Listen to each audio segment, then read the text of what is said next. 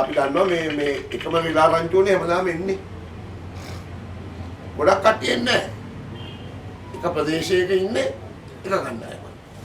ඒගොල්ලෝ තමයි රවුම ගහන්නේ. සාමාන්‍යයෙන් රිලා රංචුවක අඩුම ගාන 7යි. දැන් ලංකාවේ ඕනම සත්ත්ව විශේෂඥයෙකුට වඩා මම දන්නවා මේ රිලව් ගැන දැන්. හැබැයි රිලව් ගන්න අත දිනනවා. ඒක කරනවම තමයි. හැබැයි ඒක ගන්නවා. මේමයි. මේ පැත්තේ රිලා ප්‍රශ්නේ තියෙනවා නම් ඒකට ව්‍යාපෘතියක් හදන්න.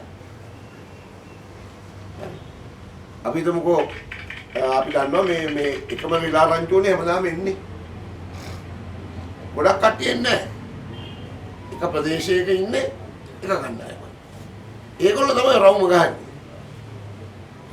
සමහර ප්‍රදේශවල තියෙන ඒගොල්ලෝ එන්නේ මේ ඒගොල්ලන්ගේ තියෙනවා මේ ගමන් රටාව.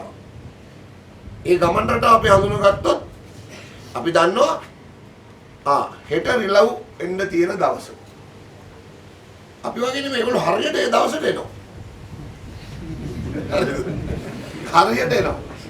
ඒගොල්ලන්ට තියෙනවා මෙහෙම රොටරියක් තියෙනවා. මේ පැත්ත කාගෙන විනාශ කරගෙන අතු හොල්ලලා නේද?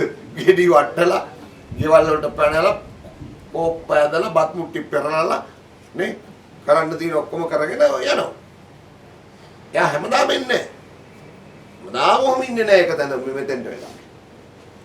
එතකොට හොඳට රටාව හඳුනාගත්තොත් එන දවස පවා දැනගන්න පුළුවන්.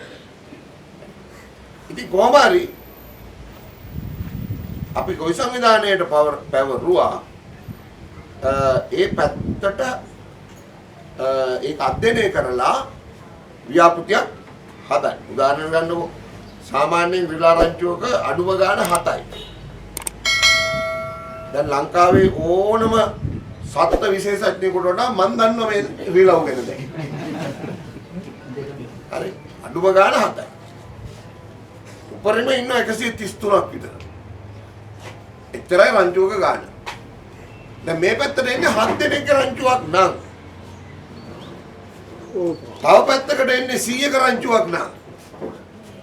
ඒ ප්‍රශ්නට අදාළව මෙතෙන්ට ඕන උත්තරේ අර 100ක් ඉන්න තැනට එන උත්තරේ වෙනස්. දෙකක්. දෙපොළට තියෙන උත්තර දෙකක්.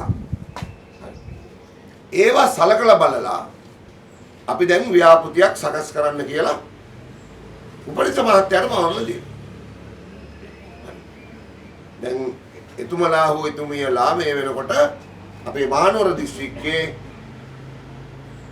ප්‍රදේශ 67ක ගම් කියලා කියමු. 67ක් සම්බන්ධයෙන් මේ වෙනකොට ව්‍යාපෘති දිස්ත්‍රික් ලේකම්තුමාට බාර දීලා තියෙනවා. ලාංකාවෙන් ගන්නවා රිලව් කියලා කියලා වීඩියෝයක් තියෙනවා. පරිසර වේදින් එළියට බහනවා. රිලව්ට අත්‍යන්ත බා කෑ ගන්නවා. ඒගොල්ලෝ කෑ ගන්නයි තිබුත් තියෙනවා. අපි ඒගොල්ලන්ට අත තියන්න යන්නේ නැහැ. හැබැයි රිලව් ගන්න අත තියෙනවා. ඒක තමයි. හැබැයි ඒක කෑ ගන්නවා. මේමයි. එහෙම කෑ ගහනවා මිස එහෙම නැත්නම් മന്ത്രിවරේ තව කොහෙද යන්නේ මොකක් හරි වචනයක් කියනවා.